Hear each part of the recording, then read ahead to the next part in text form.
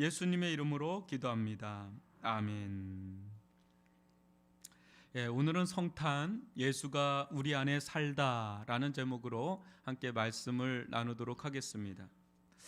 어린 시절 부처님 오신 날, 석가 타신일 날과 예수님이 탄생하신 크리스마스, 성탄절이 좀 달랐던 점은 뭔가 들뜸 설렘이었던 것 같습니다.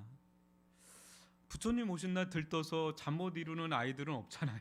그죠? 근데 성탄절이 다가오면 친구들하고 동네방네 막 돌아다니면서 뭔가 그렇게 설레고 뭐가 그렇게 들떠 있는지 어느 때는 또 잠도 못 이루고 혹시 산타 할아버지가 오지 않나 하고 이렇게 늘 이렇게 또 보면서 좀 지나니까 없었더라고요. 없는데 매서운 추위 속에서도 여러분 예전 보면 뭐 거리마다 캐롤송이 막 울려 퍼지고 구세군의 종소리가 하고 사람들은 뭔가 이렇게 설레고 뭔가 흥분되어 있고 뭔가 들떠 있고 막 그런 분위기가 좀 있었던 기억이 납니다. 근데 어느 순간부터 이전과 같이 그런 뭐 어떤 들뜸이라든지 설렘은 없는 것 같아요. 요즘에 이렇게 보면은 거리에 뭐 캐롤송 거의 안 들리죠, 그죠? 하지 말라고 해서 그렇게 된 이후로는 뭐 거리에 캐롤송이 또 사라지고 사람들이 또 뭔가 이렇게 바쁜지 총총 걸음으로 어디론가 집으로 이렇게 들어가게 급급한 듯한 느낌도 들고. 그래서 저는 그런 모습 보면서 살기가 팍팍해서 그런가 아니면 뭐 늘 즐길 거리가 많고 볼거리도 많아서 그런가 뭐 그런 생각도 해보고 또 우리 이제 뭐 알죠. 다 커 보니까 산타 할아버지가 없구나. 그걸 뭐 깨달아서 그런지 좀 뭐 그냥 저냥 이렇게 좀 보내는 게 됐습니다. 교회들도 마찬가지입니다. 교회들도 뭐 성탄절 어제 뭐 2부 해서 전야제도 하고 뭐 그런 교회들도 있고 뭐 하긴 하는데 뭔가 이렇게 예전같이 왜 교회에서 북적북적하고 뭔가 또 성탄절 전날 되면 또 밤새 돌고 그런 준비한 과자 들고 청년들은 밤새 또 그거 가지고 얘기하고 그랬던 흥겨움이나 그런 것들이 사라진 지 좀 된 것 같아요. 그죠? 우리들이 어느 순간에 저만 그런가요? 여러분들은 뭐 그렇게 했는데 저만 그런가요? 저는 좀 그런 느낌을 좀 받습니다. 이런 때 갠슬의 영문도 모른 채 뭐 들떠서 뭐 돌아다니기보다는 또 조용히 성탄을 맞이하고 묵상해 보는 것도 좋지 않을까 싶습니다. 어제 명동 거리에는 뭐 50만 명 뭐 있다고 그러는데 오히려 좀 조용하게 고요한 밤 거룩한 밤을 좀 보내면서 여러분 성경을 보면 성탄절이나 부활절이 나오지 않는 걸 아시죠? 여러분 성탄절의 유래를 보면 4세기경부터 초대교회에 성탄절이 생겼다라는 것을 보면 그 1세기, 2세기 때는 없었다는 거예요. 초대교회 때. 처음 여러 세기 동안 교회는 예수님의 탄생에 그렇게 관심을 갖지는 않았습니다. 그들에게는 부활이 더 중요했습니다. 부활이. 그렇기 때문에 상대적으로 예수님의 탄생이나 어린 시절에 대해서 그렇게 많이 주목하지를 않았던 거죠. 또 재림에 대해서 주님께서 곧 오실 거라고 하는 그 재림에 대한 임박할 거라는 것에 대해서 기대감을 가지고 살았기 때문에 주님의 탄생에 그렇게 크게 기념할 필요성을 느끼지 못하고 이렇게 지내왔습니다. 그러다가 3세기 중반 또 4세기가 되면서 예수님의 인성, 예수님의 사람 되심을 막 부정하고 부인하는 이단들이 막 속출하니까 이 부분에 대해서 이제 막 논쟁이 일어난 겁니다. 그러다 보니까 교회에서는 예수님의 인성을 보호하고 방어해야 할 필요성을 느꼈던 거죠.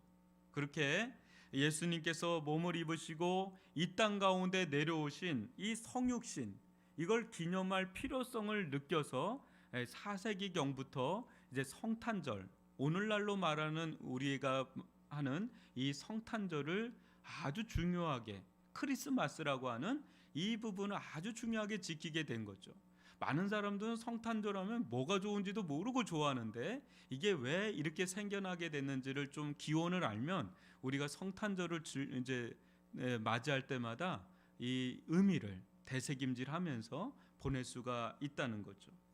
그래서 성탄절의 가장 중요한 의미는 예수 그리스도께서 육신의 몸을 입고 이 땅에 내려오신 것, 그거를 부인하는 자들에게 예수의 임하심, 임마누엘, 또 성육신, 그거를 전하는 날이 바로 성탄절인 거예요.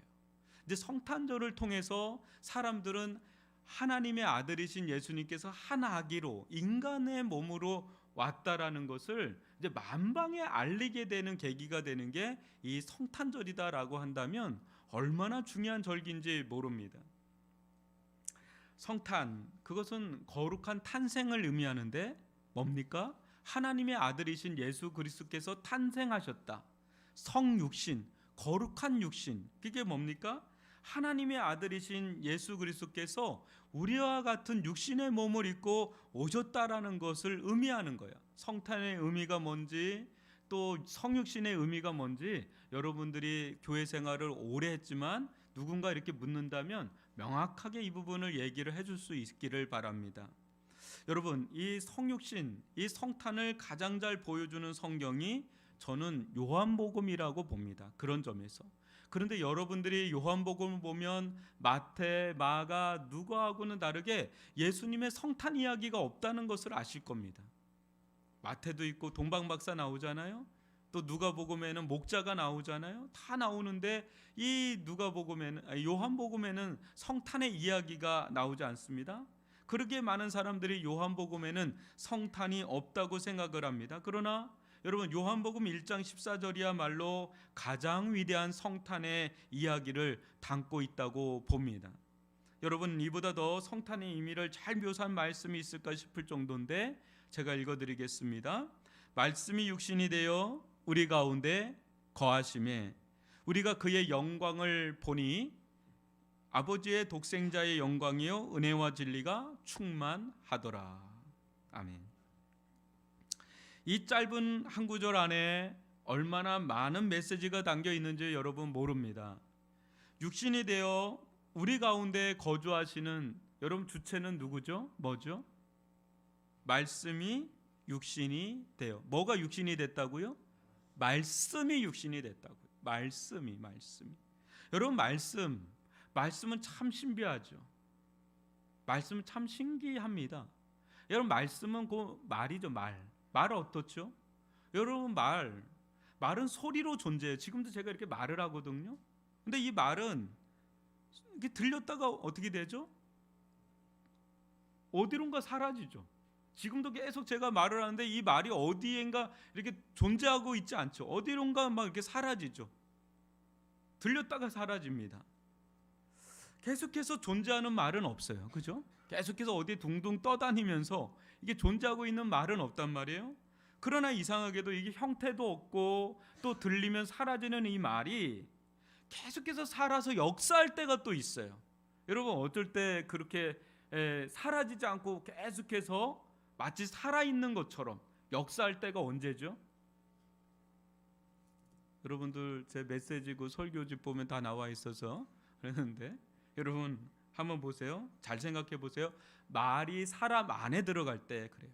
말이 사람 안에 들어갈 때 내 말 좀 들어 그럴 때 들으면 이 안에 들어오는데 내 말을 안 들으면 그게 들어오지 않죠. 대개 말들은 휘발유와 같아요. 말하는 순간에 사라지잖아요. 말하는 순간에 휘발되잖아요. 그죠? 그래서 한 귀로 들어왔다가 한 귀로 나간다는 말 하잖아요. 너는 어떻게 한 귀로 듣고 한 귀로 나가냐? 이런 말 할 때가 있어요. 그만큼 휘발성이 강한 거예요. 방금 나이가 들어갈수록 저도 그런데 죄송하지만 내가 한 말을 내가 무슨 말 했는지를 기억을 못할 때가 있어요. 여러분, 자기가 한 말도 기억 못하는데 남이 한 말 기억을 잘 하십니까? 기억 잘 못하죠. 그렇기 때문에 목회자인 저는 한계를 느낍니다. 제가 그렇게 얘기를 하는데 여러분들은 목사님이 얘기한 거를 한 귀로 듣고 한 귀로 내뱉을 수도 있고요. 제가 광고 말씀 분명히 드렸어요. 근데 이 중에 계신 분 중에 목사 언제 그 광고했어요? 분명히 다 했는데 한 귀로 듣고 한 귀로 하고 안 들리기도 하고 막 그래요. 그렇지 않아요? 여러분, 그렇기 때문에 저 같은 사람은 한계도 느끼면서 또 계속 이 일을 할 수가 있습니다. 계속해서 모르시기 때문에 계속해서 까먹기 때문에 또 전하고 또 전하고 그렇습니다. 그런데 여러분, 어떤 말은요 수십 년 전에 들었던 말인데 계속 사라지지 않습니다. 내 안에 들어와 가지고 살아 역사를 해요. 네. 그때 그 내 안에 어떤 박혀 있는 말이 있거든요. 그 말이 내 생각을 주장하고 내 마음의 길을, 또 인생에 엄청난 영향력을 미치면서, 그러면서 내 인생과 같이 거주하는 그런 말씀이 있단 말이 있단 말이에요. 누가 탁 해서 했던 말, 누가 아주 좋게 했던 말, 그게 내 평생의 모토가 됩니다 하면서 그런 이야기를 할 때가 있죠. 여러분들은 어떤 말이 여러분에게 가장 큰 영향을 미쳤는지 한번 생각해 보십시오. 근데 내 안에 사는 그 말이 하필이면 파괴적이고 부정적인 말이라면 여러분 어떻죠? 계속 상처를 받잖아요. 누가 한 말이 계속 사라지지 않아요. 내 안에 박혀가지고 계속 상처를 줘요. 스스로 내상을 입히는 거죠. 계속해서 자해를 하듯이 스크래치를 가할 때가 있잖아요. 여러분, 어떤 말이 그렇죠? 내 영혼 안에 들어온 아주 파괴적이고 부정적인 말 한마디 한마디가 여러분 내 안에 들어와서 나가지 않고 계속해서 상처를 줄 때가 있죠. 그때 여러분 그 말은요, 그 사람 처음에는 말이 상처를 주는데 나중에는 그 말을 한 사람이 내 안에 들어와요. 그 사람이 나를 계속 상처를 주는 거예요. 그때 어떻죠? 어느 때는 미움이 생기기도 하고, 어느 때는 분노가 생기기도 하고, 어느 때는 두려움이 생기기도 하고, 어느 때는 불안하고, 막 그러면서 인생이 깨지고 무너지는 사람들이 종종 있지 않습니까? 여러분, 회사에서도 상사가 막 뭐라고 해봐요. 갑질하듯이 막 뭐라고 해봐요. 그 회사 못 버팁니다. 여러분, 가정에서도 그 부모님이 자녀에게 뭐라고 해봐요. 못 삽니다. 친구들 사이에서도. 사람들이 힘든 거는 말에 힘든 거예요. 말에 상처를 받으면 이게 답이 별로 없어요. 오래전에 섬기던 교회에서 대학생인 한 자매를 제가 봤는데, 이렇게 딱 보면 공부도 너무 잘하고요, 얼굴도 이쁘장하게 생겼어요. 근데 얼굴을 보면 얼굴 예쁜 거하고 여러분 어두운 거하고 다르거든요. 뭔가 어두워요. 자신감도 없고 자존감도 낮은 겁니다. 이야기를 들어보니까 그 아버지가 어릴 때부터 술만 드시면 계속 어머니를 때리는 걸 본 거예요, 이 자매가. 그러면서 너는 못생겼으니까 공부나 잘해야 된다, 공부나 잘해야 된다, 이 말을 계속 하는 겁니다. 그 오늘날로 말하면 가스라이팅이에요. 제가 볼 때 뭐 우리 잘할 때는 뭐 그런가 보다 하고 잘하는데, 지금 생각하면 뭐 그런 겁니다. 인격적이지 않은 비인격적인 말로 막 무시해 버리는 거죠. 뭡니까? 그 아버지나 어머니가 부정적인 말의 씨앗을 계속 심은 거예요. 자기가 만난 가장 권위 있고 힘 있는 사람이 그런 말을 하니까 어느 순간에 이 자매가 그 말을 받아들인 거예요. 아, 나는 못생겼다. 나는 못생겼다. 내가 살 길은 공부 잘하는 길밖에 없다. 이러면서 어느 순간에 그걸 받아들인 겁니다. 그런데 이제는 아버지가 그 말을 하지 않아도 10년이 지나고 20년이 지나니까 내 안에서 그 말이 들리는 것 같은 거예요. 너는 못생겼다. 그러니까 너는 공부나 잘해서 잘 살아야 된다. 이게 계속 들리는 거예요. 그러니까 그러다 보니까 이 부정적인 말, 파괴적인 말이 계속해서 내 안에서 빠지지가 않고 내 안에서 살아서 역사를 하니까 잘 공부는 잘하고 얼굴도 이쁜데 너무 어둡고 그런 거예요. 자존감도 낮고 상처도 잘 받고. 반면에 어떤 자매를 보니까 죄송하지만 굉장히 개방적으로 생기셨어요. 자유민주적으로 생기고 굉장히 자유분방하게 생겼어요. 그리고 이제 우람해요. 죄송합니다. 그런 건 아닌데. 그런데 얼굴을 보거나 사람을 대하면 구김살이 없어요. 어두움이 없어요. 굉장히 밝고 쾌활하고 유쾌하고, 사람들이 만나면 그 사람 만나면 다들 뭐 에너지를 얻는 거예요. 알고 봤더니 부모님이 어릴 때부터 너는 이 세상에서 가장 예쁘다고, 너는 이 세상에서 가장 예쁘다, 내 눈에는 네가 제일 예쁘다고 아주 든든한 지원군이 되는 거예요. 그랬다가 좀 살이 좀 빠지면 너 요즘 무슨 일 있니? 왜 이렇게 살이 빠진 거야? 우람한데 살이 빠졌다고. 계속 그러니까 자존감이 너무 건강하고 높은 거예요. 그러니까 뭐 어때요? 사람들에게 웬만한 말에도 상처를 잘 안 받아요. 상처도 잘 안 줘요. 여러분, 자존감이 높은 사람이 상처도 안 받고 상처도 잘 안 줘요. 이제 그렇게 바뀌는 거예요. 말 한마디가 중요해요. 그래서 나는 제일 예쁘다, 진짜 그렇게 믿고 살더라고. 그러면 된 거예요. 아멘입니까? 내가 제일 예쁘다 그러면 된 거예요. 그게 아이들에게 말의 씨앗을 심잖아요. 좋은 말의 씨앗을 심고 말씀의 씨앗을 심을 수 있기를 바랍니다. 말이란 것이 신기하잖아요. 그래서 수없이 말들이 들리고 사라지는데 그 말을 어느 순간 받아들이는 순간에 그 말이 내 안에 쑥 들어와 버려요. 그 내 안에 들어와서 살아요. 그 어느 순간에 잉태해요. 잉태에다가 출산하고 자라고 그 말이 어느 순간부터 열매를 맺어요. 인생의 열매를 맺는단 말이에요. 여러분, 말은 무용체 같지만 인격입니다. 사람이 몸으로만 존재하는 게 아니에요. 인격으로 존재하잖아요. 인격과 몸이 결합돼야 그게 사람인데, 여러분, 인격 안에서 뭐가 나와요? 말이 나오죠. 말과 인격은 뗄래야 뗄 수가 없습니다. 그죠? 여러분, 왜 그래요? 하나님도 그렇게 존재하기 때문에, 하나님은 하나님의 형상을 따라서 우리를 지었기 때문에 우리는 인격체로 지음을 받았고 또 몸으로 지음 받았지만 인격은 어디에 담겨 있어요? 말에 담겨서 나와요. 말에 담겨서 나와요.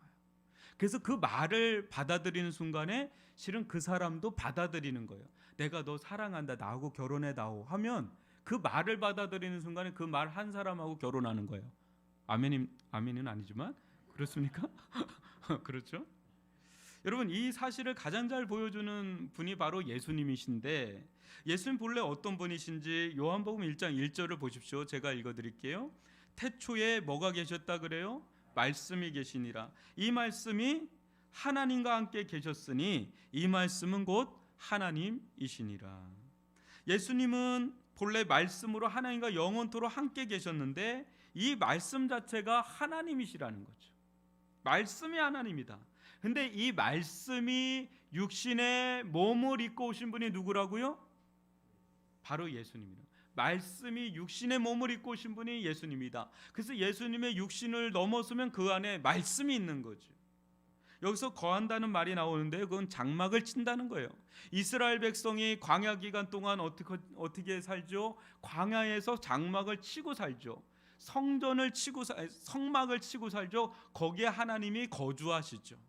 마찬가지로 예수님께서 육신이란 장막을 입고 우리와 함께 동거동락을 하기 위해서, 우리와 함께 사시기 위해서 이 땅 가운데 머리 입고 오셨다고요? 육신의 장막을 입고 우리와 함께 거주하시러. 근데 여러분, 예수님 보시면 어떻죠? 대제국에, 거대한 로마 제국에서 태어나셔야 되는데, 또 대궐 궁궐에 태어나셔야 되는데, 여러분, 예수님 어떻게 태어나셨죠? 식민지 나라에 찢어지게 가난한 가정. 그래서 아기를 낳아도 그 아기를 받아 누일 자리가 없어서 구유에 누일 수밖에 없는 아주 가난한 가정에 태어나신 예수. 여러분, 예수님이 자라다가 아버지 요셉을 일찍 여입니다. 일찌감치 소년 가장이 돼서 가장 천대받던 목수의 일을 어릴 때부터 합니다. 그러다가 예수님이 공생의 기간을 시작하면서 어떻게 하셨죠? 수많은 사람들을 만나는 사람들이 문둥병자, 중풍병자, 또 세리, 귀신 들린 자, 창녀들, 사람들이 만나기 꺼려하는 사람들을 어떤 꺼리낌도 없이 그들을 만나주시고 대화하고 같이 밥을 먹고, 길거리에 나가면 예수님이 보이는 거예요.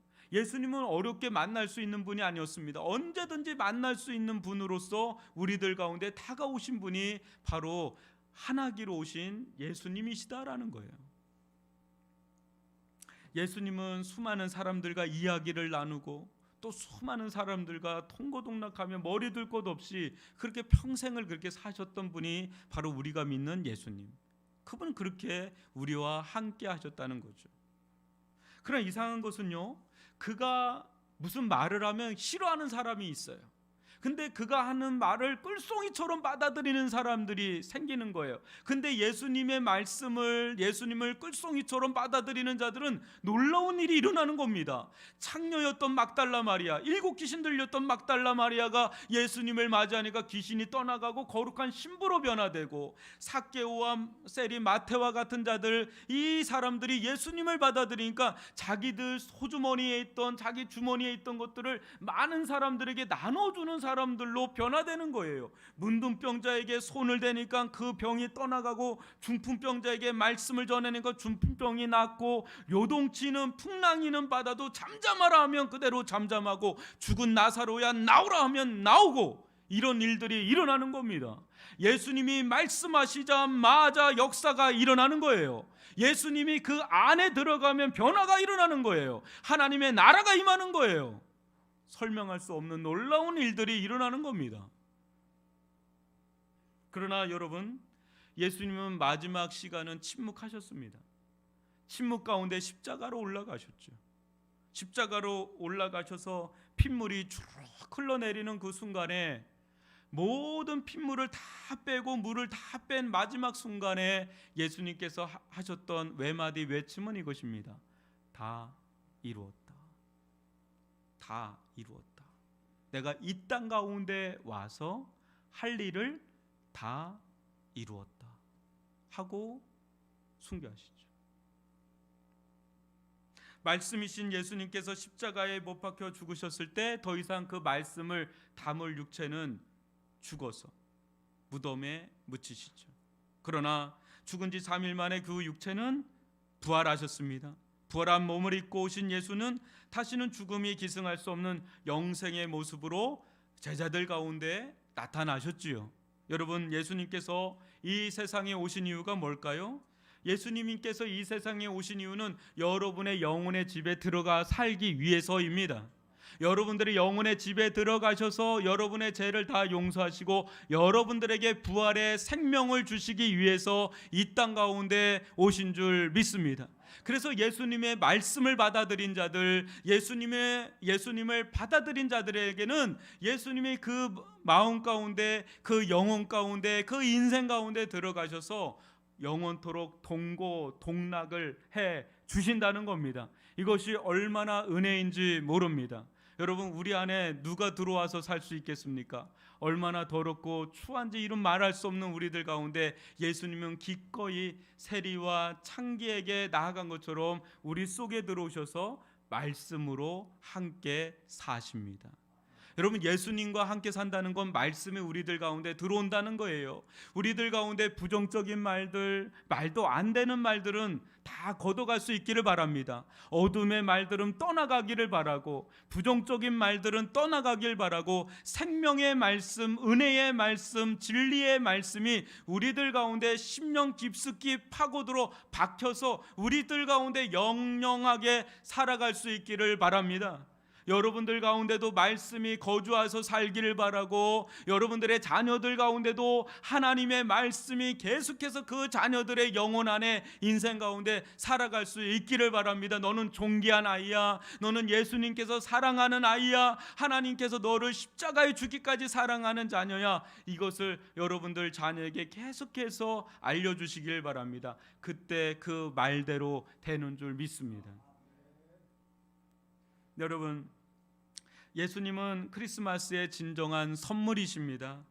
산타가 선물을 주는 것이 아니라 성령께서 우리 한 사람 한 사람들의 영혼의 양말 안에 예수라는 선물을 넣어 주실 때, 그때 진정한 성탄이 시작되는 거죠. 예수님이 우리 안에 들어오고 예수님의 말씀이 우리 안에 들어올 때 지치고 상하고 무너졌던 영혼들 가운데 다시금 회복이 일어나고, 거듭남이 일어나고, 생명이 일어나고, 소망의 빛을 보고 생명의 빛을 보는, 모든 어둠이 사라져가는 평화가 깃드는, 한 아기로 오셨지만 강력한 평화의 왕이 되시는, 진정한 사랑의 구주가 되시는 이 예수님을 굳게 마음에 받아들이고 살아가시는 저와 여러분이 될 수 있기를 주님의 이름으로 축복합니다. 이 예수님이 여러분의 가정 안에 살길 바라고, 우리 교회 안에 머물기를 원하고, 이 나라와 민족과 세계 열방 가운데 우크라이나와 러시아 땅 가운데도 이 성탄의 기쁜 소식이 흘러 넘칠 수 있기를 주님의 이름으로 축복합니다.